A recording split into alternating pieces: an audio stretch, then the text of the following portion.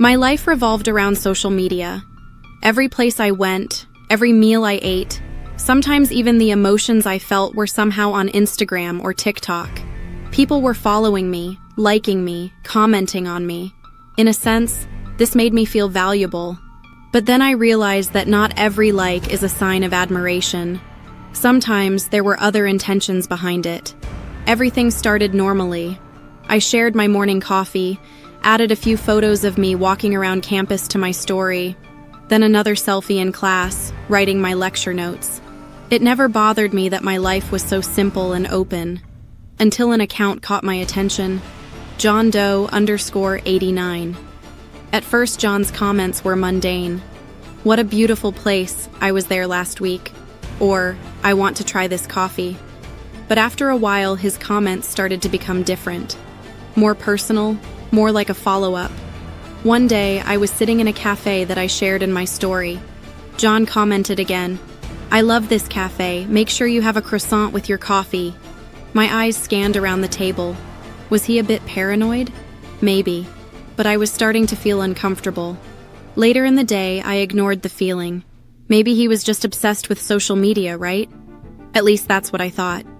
A week later, things got weirder. I was studying in the library on campus. I left my notebook open on my desk and got up to get some water. When I came back, a note had been left in my notebook. The note said, "Your blue sweater looks great on you. I had already guessed where you were going to study today." When I read the note, my heart started beating like crazy. This had to be a joke. I looked around. The library was crowded, but I couldn't put my eyes on a familiar face. I took a deep breath and went straight to the security office. I showed them the note and explained the situation. They said they would check the security cameras, but they didn't sound very hopeful. Everyone was very busy here, so they made it clear that they were not really interested. The next day, I decided to open my stories only to my close friends, which made me feel a bit safer. But that same day, something unexpected happened. I got a new message from John. "I can't see your stories anymore, but I have another way to find you." I picked up my phone and froze for a few minutes, not knowing what to do.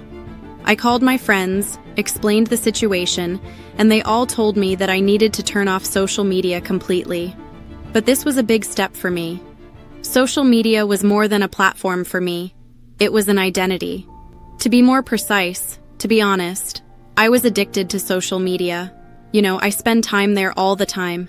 Every time I have a free moment, my hand automatically goes there, and I watch people, fun videos. People liking and commenting on my posts made me feel very good. Sometimes I was on social media for hours without realizing it, and I can say that there were many times when I looked at the clock and said, "Wow, how quickly time passed." So it was very difficult for me, and I started thinking about what else I could do, and I thought of the police. That evening, I decided to go to the police. I explained the situation in detail. I showed them the messages, the note, and the account. When the police checked the account, they told me that the account the man was using was fake.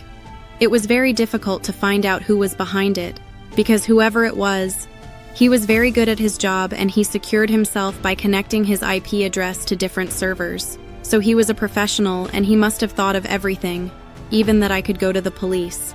That's why he secured himself. They told me that the only thing I could do was to restrict social media, or even quit it completely. After that day, the messages kept coming. One day, an envelope arrived in my mailbox. Inside was another note. "Your red coat makes you look beautiful, but why didn't you go to that cafe today?" There was also a photo of me in the mail. It was taken from behind me as I was walking down the street. It was hard to breathe now. Who was this man? How was he so close to me? Why couldn't anyone stop him? I started to get scared. As I said, I had difficulty breathing and my hands and feet started to shake. I finally closed my social media accounts. Instagram, TikTok, Facebook, all gone. There was nothing left. There were no more social media apps on my phone. But did that really make me feel safe?